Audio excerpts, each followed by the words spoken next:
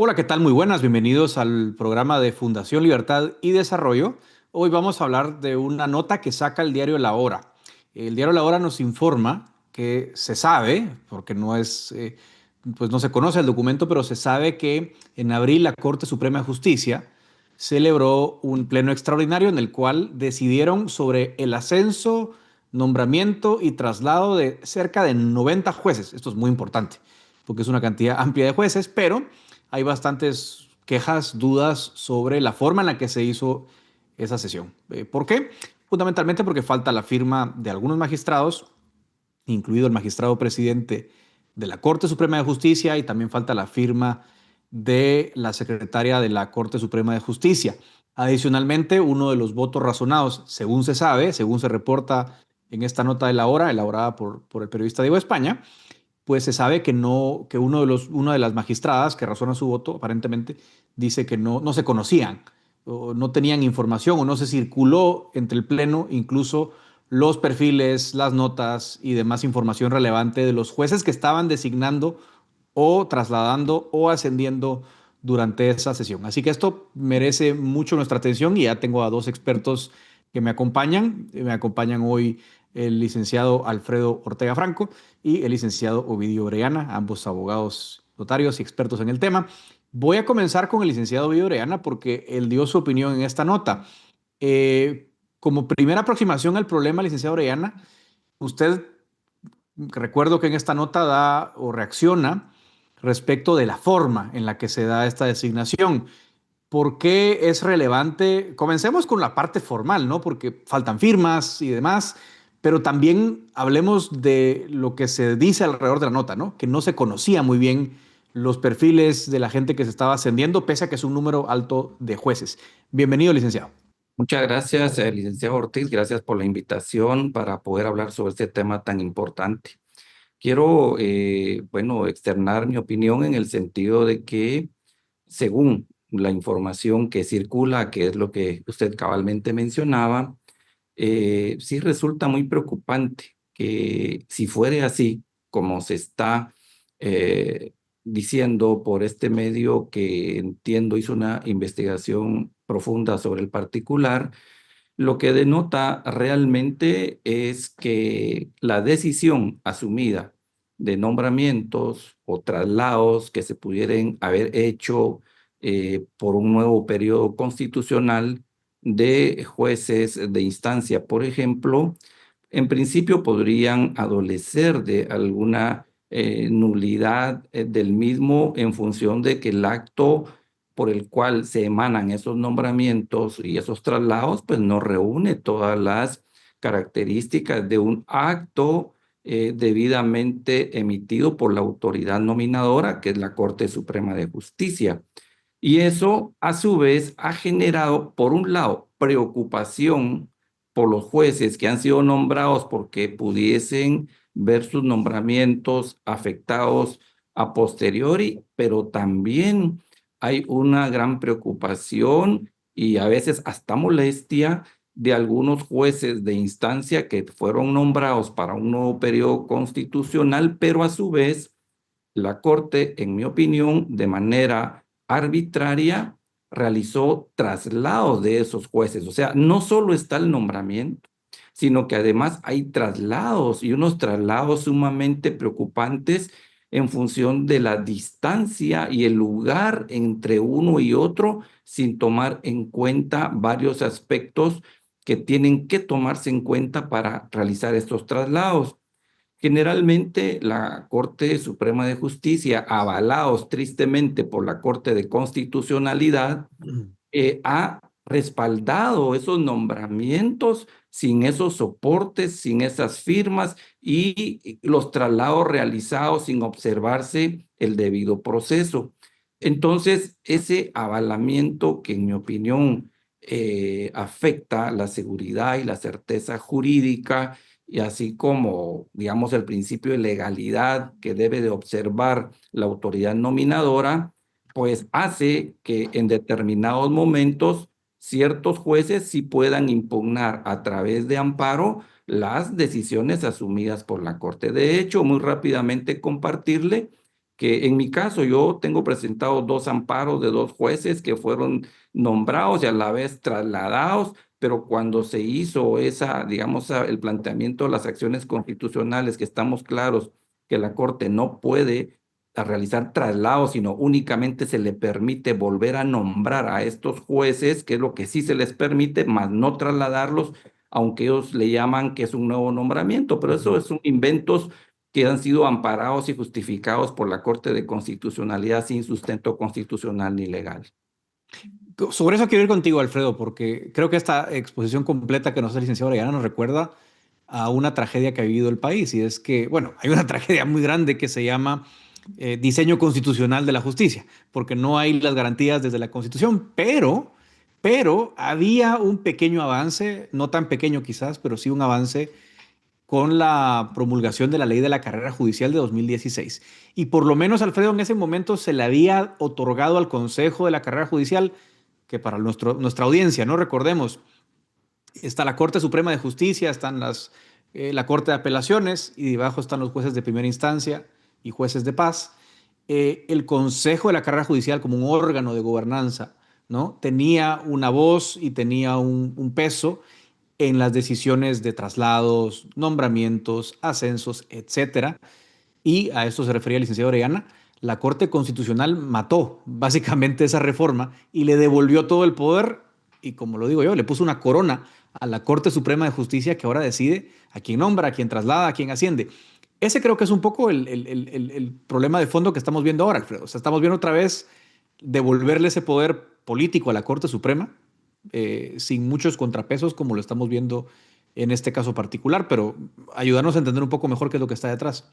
Sí, bueno, creo que fuiste muy elocuente en resumir o digamos en relacionar esto que quizás pareciera inocuo, ¿no? Es decir, la audiencia pensará, bueno, ¿y a mí qué me importa que movieron un juez de una ciudad a otra? ¿O qué me importa que hayan nombrado a una persona como juez de paz o de primera instancia, ¿no?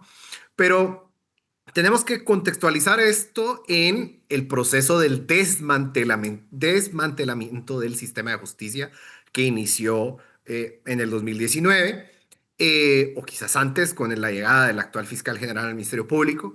Pero bueno, lo cierto del caso es que, como bien dices, en el 2016 se introdujo una nueva ley en la carrera, de la carrera judicial y un poco para el contexto de la audiencia, pues esta ley lo que introdujo es que a la Corte Suprema, al Pleno de la Corte Suprema, se le quitó el control absoluto del nombramiento y ascensos de jueces de paz y de primera instancia. Históricamente, esos cambios habían sido producto de compadrazgos entre el Pleno vigente de la Corte Suprema y las personas, y no necesariamente a méritos. Entonces, lo que buscaba esta reforma era que las personas que ingresaran a la carrera judicial, pues fueran personas que lo hicieran de acuerdo con méritos, ¿no? Que hicieran la escuela de estudios judiciales y que pasaran una serie de pruebas para poder acceder al cargo e iniciar su carrera judicial como jueces o juezas de paz, ¿no? Ahora, la cuestión es que, como bien dices, otra de las cosas que son el nefasto legado del expresidente Yamatei y su bancada Vamos, fue el decreto 7-2022, en el que se hicieron cambios muy estratégicos a la ley de la carrera judicial para, de nuevo, que el Consejo de la Carrera, que era este nuevo órgano que iba que buscaba que los nombramientos y los ascensos y los traslados fueran con base en criterios objetivos, como por ejemplo las evaluaciones de desempeño, es decir, este juez lo está haciendo muy bien, entonces hay que ascenderlo a ser juez de primera instancia. Eso se perdió, quedó completamente destruido con el decreto 7-2022, ¿no? De manera que ahora esta nueva Corte Suprema está blandiendo ese poder que recuperó gracias a estos cambios que hubo en el gobierno de Alejandro Yamatei y su acá vamos, ¿no? Y bueno, no sabemos con base en qué criterios fueron nombradas estas personas, no sabemos con base en qué criterios fueron ascendidos las personas a jueces de primera instancia y no sabemos con base en qué criterios fueron trasladadas estas personas que, como bien menciona el licenciado Orellana, en el pasado había personas que se les trasladaba a lugares muy lejanos para forzar su renuncia, ¿no? Y esto va en contra de estándares internacionales de derecho internacional, de estándares internacionales que buscan preservar la independencia judicial. Uno de ellos es la inamovilidad en el cargo. Uno de ellos es la libertad que deberían tener los jueces de no temer a que si toman decisiones incómodas, pues se tomen represalias en contra de ellos. Y una de estas represalias sería, por ejemplo, trasladarlos a un lugar lejano, ¿no?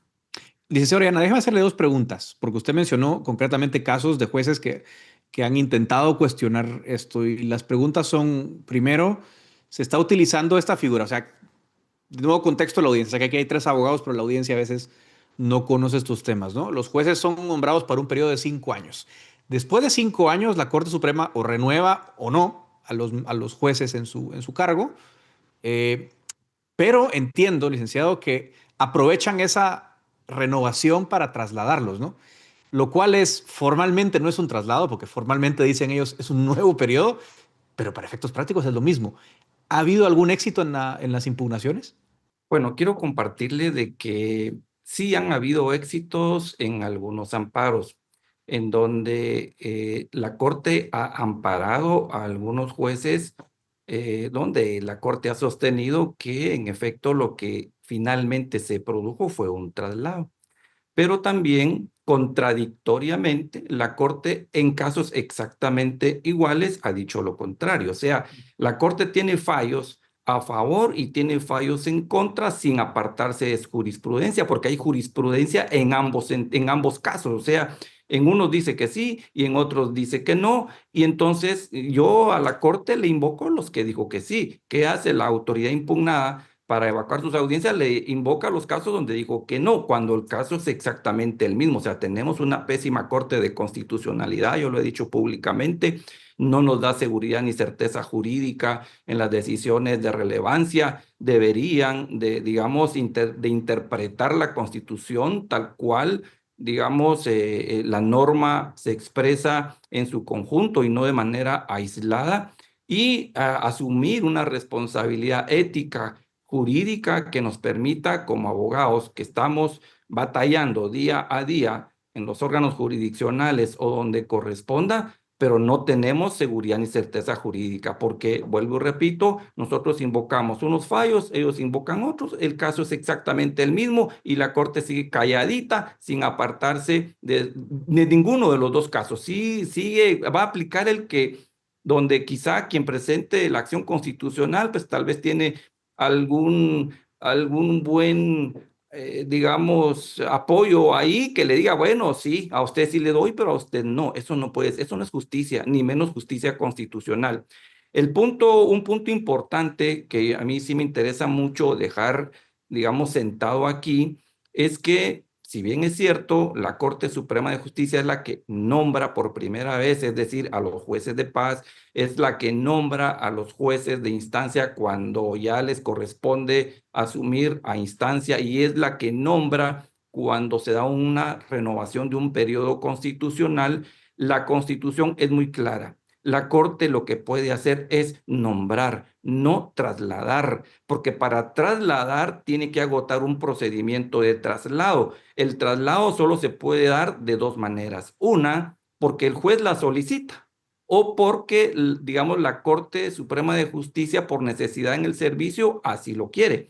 Pero cuando es este supuesto, debe de darle audiencia al juez para que se pronuncie y diga si acepta o no acepta ese traslado. Entonces, si el juez lo acepta, no hay problema, pero el problema está cuando el juez dice no, no me quiero ir, y de todos modos la Corte lo traslada. Ahí está violando principios constitucionales como el de, digamos, inamovilidad, la seguridad y certeza jurídica, la independencia judicial, porque está anteponiendo, digamos, su poder, su abuso de poder frente a un acto de absoluta tranquilidad que le debería de dar el sistema constitucional al juez para poder impartir justicia sin ningún inconveniente. El día de ayer, por ejemplo, yo tuve una llamada de una juez muy preocupada, muy angustiada y a la vez muy molesta por las decisiones de traslado, pero además de eso, lo que más me preocupó es que ella dice, mire, es que si yo impugno corro riesgos por el solo hecho de impugnar. O sea, sus riesgos van desde estar constantemente que la estén trasladando de un lado a otro con tal de desesperarla. El otro, su temor es que la denuncien penalmente por cualquier cosa. Su otro miedo es que le inicien procedimientos disciplinarios con el objeto de, digamos, sancionarla. O sea, tienen miedo también en, digamos, en accionar para poder reclamar la violación a sus Claro. derechos. Le quería preguntar a Alfredo que bueno, se violan tantos estándares internacionales, Alfredo, que no puedo ir por todo, sobre todo por el tiempo, pero hay uno que sí te quisiera preguntar en lo que nos queda tiempo. De todo lo que nos están diciendo me llama la atención una cosa, concretamente, la falta de transparencia del proceso. O sea, no sabemos qué Mm, pasa desde el comienzo del proceso hasta que nombran al juez. Eso, ujú. orientarnos un poquito en términos de estándares, ¿por qué es tan malo? Claro, sí, tienes razón que, digamos, si nos pusiéramos a hablar del diseño institucional, digamos, necesitaríamos un par de horas, ¿no? De todo lo que está mal con el diseño institucional. Pero lo cierto del caso es que la transparencia en los procesos de designación, ascensos y traslados de personas que ejercen la judicatura es crucial para entender cuáles son los criterios que se utilizaron para tomar esa decisión, ¿no? Es decir, incluso estas historias que nos cuenta el licenciado Ariana, que es alguien que quiere impugnar, pues entonces tiene que impugnar con base en, digamos, tiene que desdecir el criterio, ¿no? Y no pueden, están en una situación de indefensión, en lo único que pueden alegar es, bueno, ni sé por qué me están trasladando, ni sé por qué me están tratando de sacar, ¿no? Entonces la corte, digamos, el origen del mal, acá me parece, visto desde una perspectiva de derecho constitucional comparado y de derecho internacional, es que la Corte Suprema no debería nombrar. La Corte Suprema es un órgano jurisdiccional que tendría que decidir casos, pero lo que está haciendo la Corte Suprema ahora es un órgano político en el cual está, no sabemos aún, porque no tenemos los detalles, pero digamos se corre el riesgo de que se estén nombrando a personas, se estén ascendiendo a personas con base en favoritismos, ¿no? Ayuda,